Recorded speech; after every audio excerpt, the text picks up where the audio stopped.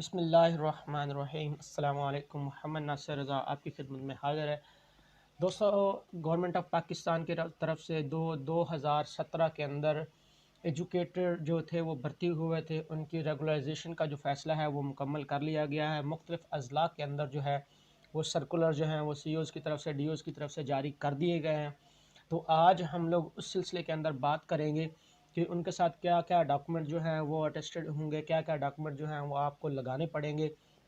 मुकम्मल तफसील के साथ हम लोग जो है वो इसके ऊपर बात करेंगे। तो चलते हैं वीडियो की तरफ। वीडियो पर जाने से पहले अगर अभी तक आपने मेरे चैनल को सब्सक्राइब नहीं किया तो चैनल को सब्सक्राइब कर दें और साथ में लगे बेल आइकन को प्रेस कर दें ताकि नई हर आने वाली वीडियो का नोटिफिकेशन जो है वो आपको मिलता रहे। और अगर वीडियो अच्छी लगे तो इसे शेयर भी कीजिएगा, लाइक भी कीजिएगा। चलते हैं वीडियो की तरफ। सबसे पहले दोस्तों, आपने जो तरतीब है उसको मलहूज़ खातिर रखना। तरतीब आपने सुन ले क्या क्या चीज़ लगानी है। सबसे पहले नंबर 1 आप लगाएंगे अपना ID कार्ड। नंबर 2 आप लगाएंगे अपने स्नॉप्सिस। मैं आपको आगे चल के बताऊंगा कि स्नॉप्सिस जो है वो किस तरह से बनाने हैं आपने। फिर आपने no demand, no inquiry, no audit para, no punishment, no termination, no litigation, service certificate जो है ये भी कंप्यूटराइज जो है वो आपने लगाना है। ये आपने दुकानों से, मुख्तलिफ बुक शॉप से मिल भी रहे हैं, दोनों चीज़ें मिल रही हैं, लेकिन वो आपने नहीं लगानी। बाद में इसके ऊपर क्या लग जाता है, एतराज़ आ जाता है। और आप जानते हैं कि गलती जिस पे हो जाती है वो आपको वापस करके कहते हैं दोबारा से बनाएं। चौथे नंबर पे आपने पैक रिज़ल्ट की स्टेटमेंट लगानी है 2018, 19 और 20 की। पाँचवें नंबर पे आपने लगाना है फर्स्ट ऑर्डर तकर्री, उसकी फ़ोटो कापी लगानी है आपने। वो भी आप अटेस्टेड लगाएंगे। पहले आप अपने AO से या हेड से, फिर आप डिप्टी साहब से या आप DO साहब से। फिर आप लगाएंगे फर्स्ट हाज़िरी रिपोर्ट, उसकी आप फ़ोटो कापी लगाएंगे, वो भी अटेस्टेड होनी चाहिए।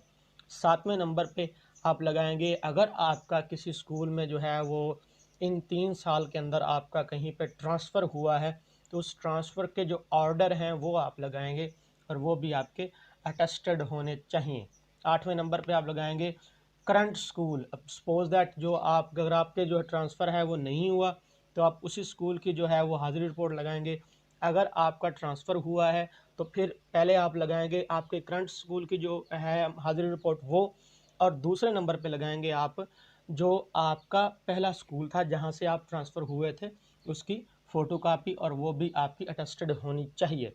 9 पे आप लगाएंगे अपनी क्वालिफ़िकेशन जो सर्टिफिकेट है उसके अंदर आपका मैट्रिक, FA, BA, मास्टर, अगर MPhil है तो MPhil लगाएंगे, B.Ed है तो B.Ed लगाएंगे, और अगर आपका M.Ed है या MA एजुकेशन है वो आप लगाएंगे। लेकिन वो भी आपके मुतलका बोर्ड या यूनिवर्सिटी से जो है वो वेरीफाइड होना चाहिए।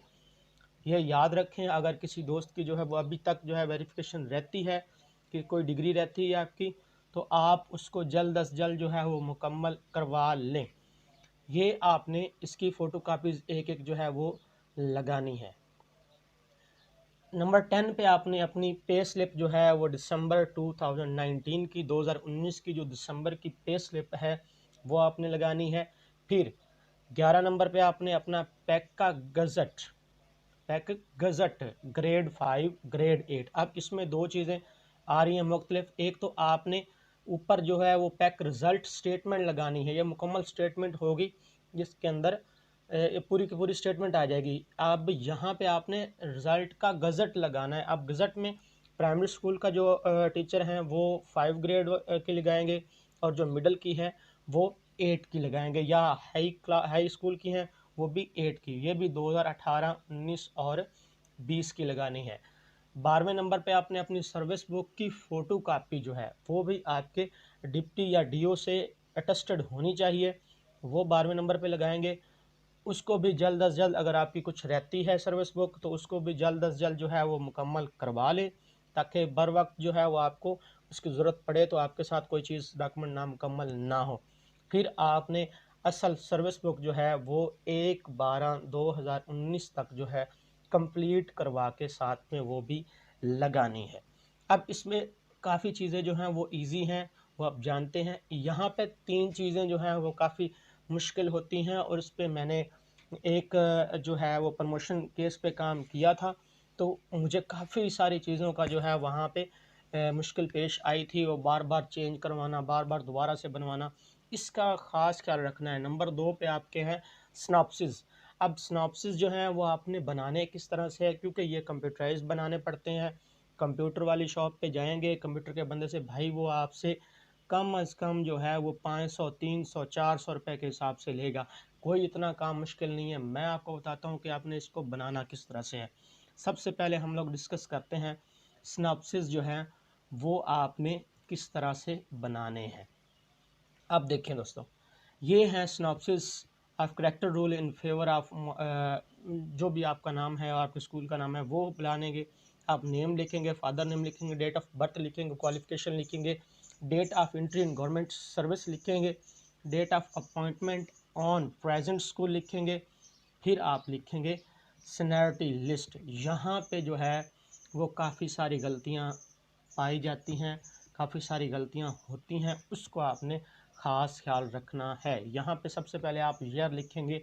अब 2017 वाले जो हैं वो अपॉइंट हुए थे 31/8/2017 टू 31/12/2017। पहले इस कॉलम के अंदर आप लिखेंगे, यहाँ पे आप ESC साइंस मैथ हैं, ESC आर्ट्स हैं, वो आप लिखेंगे। फिर आप लिखेंगे यहाँ पे इंटेग्रिटी जनरल असेसमेंट, इसमें आपने यही चीज़ देनी है, ऑनेस्ट और वेरी गुड। फिर जनरल रिमार्क्स के अंदर जो है वो आपका मुतलका ऑफिसर जो है वो आपका रिमार्क्स देता है।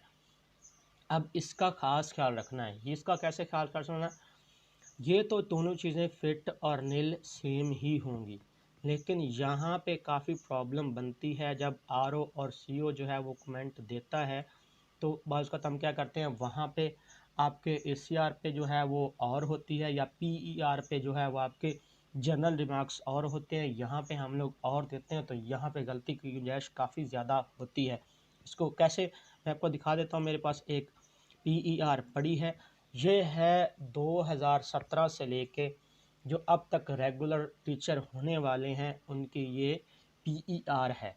PER ये आपने सेम एज इट इज़ इस ऐसे ही बना लेनी है खुद से ही, इतना कोई मुश्किल काम नहीं है। ये आपने for all categories of contract employ government of Pakistan education department performance evolution report. अब यहाँ पे आपने पीरियड लिखना है। पहले आप लिखेंगे 31/8/2017 से 31/12/2017 तक। नीचे आप लिखेंगे नेम, नेम लिख के आप पार्ट 1 नहीं है हमारा, father name, date of birth, domicile, BS with present pay. ये जो है जब आप अपॉइंट हुए थे वो आपने स्केल लिखना है। अब 2017 वाले एजुकेटर जो थे वो BS 9 पे अपॉइंट हुए थे और उनकी जितनी सैलरी थी बेसिक सैलरी वो आपने लिखनी है। 14 वाली अभी आपने नहीं लिखनी। आप post held during the period आपने ESC लिखना है। और एकेडमिक क्वालिफ़िकेशन जितनी आपकी थी, मास्टर थी, आपकी BA थी, जिस एकेडमिक क्वालिफ़िकेशन पे आप अपॉइंट हुए थे वो लिखनी है। फिर अगर आपके पास PTC तो खैर ख़त्म हो गई। अब आपके पास अगर B.Ed था तो आपने वहाँ पे B.Ed लिखना है, अगर नहीं था तो इसको फ़िलहाल नहीं लिखना। फिर पीरियड सर्व्ड जो है इन दिस पोस्ट, इस पोस्ट पे हम कितने दिन जो है वो अपना पीरियड गुजार चुके हैं। 3 साल का अरसे के बाद हम लोग जो है 2000 अमेंडमेंट के बाद हम लोग 3 साल का अरसा गुजार रहे हैं, तो आपने 3 साल का अरसा लिखना है यहाँ पे। फिर यहाँ पे आपने ये डेट लिखनी है, एंड डेट जो है, जैसे कि यहाँ पे मैंने 31/12 लिखी है, तो आपने भी यहाँ पे 31/12/2017 जो है वो आपने लिख देनी है। यहाँ पे आपके अपने साइन होंगे। फिर नीचे देखें, यहाँ पे आपके रिज़ल्ट आ जाएगा। अगर आपने बनाना है रिज़ल्ट तो आप रिज़ल्ट बना लें, अदरवाइज़ इसको कैंसिल कर दें और इसको शामिल कर दें आप सिनॉप्सिस और उसके अंदर no litigation no inquiry report उसके अंदर।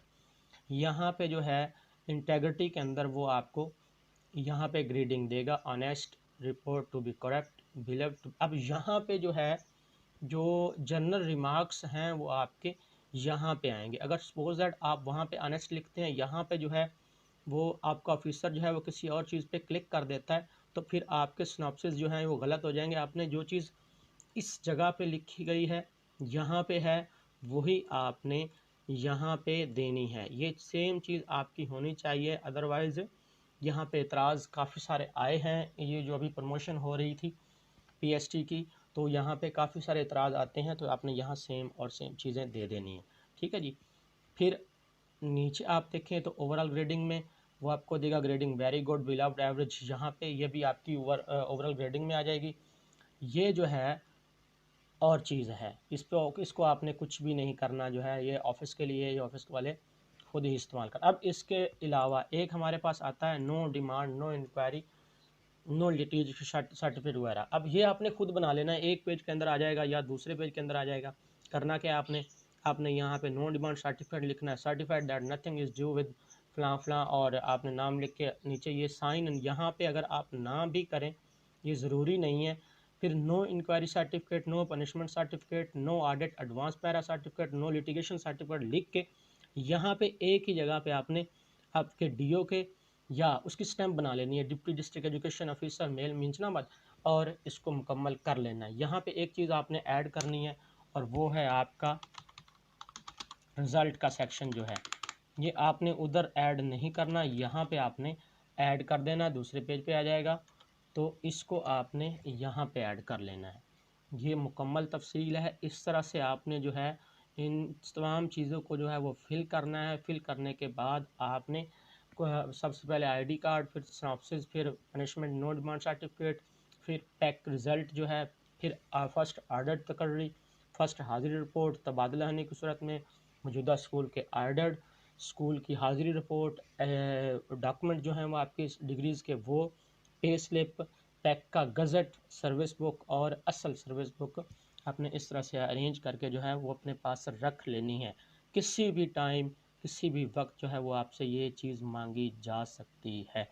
तो मैं ये समझता था कि ये चीज़ें आपसे शेयर करना ज़रूरी हैं, क्योंकि बहुत सारे टीचर्स जो हैं, बहुत सारे दोस्त हैं, वो काफ़ी सारी डिफ़िकल्टीज़ जो है वो इसमें पेश आती हैं, वो बहुत ज़्यादा परेशान होते हैं। तो परेशान होने की ज़रूरत नहीं है, जस्ट ये दो चीज़ें जो हैं वो हमारे लिए थोड़ी सी मुश्किल होती हैं, एक सिनॉप्सिस और एक नो पनिशमेंट वाला जो सेक्शन होता है, ये वाला। उसको कंप्लीट करके अपने पास रखें। बहुत जल्द जो है वो इस मंथ के अंदर या नेक्स्ट मंथ के शुरू के अंदर आपसे ये फ़ाइलें मुकम्मल मांग ली जाएंगी। अपना बहुत सारा ख्याल रखिएगा। मुझे दीजिए इजाज़त, फिर मिलते हैं किसी दूसरी वीडियो के साथ। अल्लाह हाफ़िज़।